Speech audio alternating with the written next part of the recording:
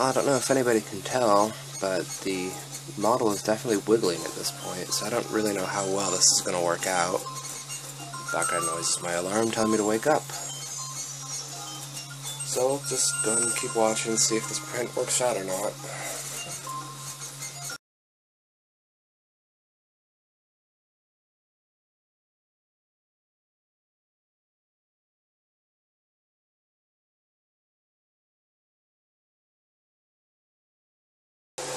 See, that's what it looks like right now. I'm using my flashlight to help. I really should try to set up a jerry rig where I can get a flashlight to point at this thing consistently.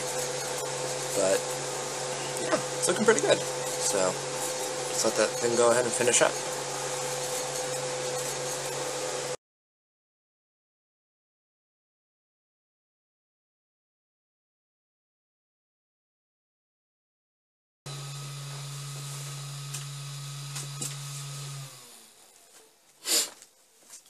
And there you have it.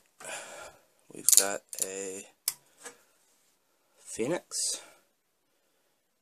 Just take off the support stuff real quick. It's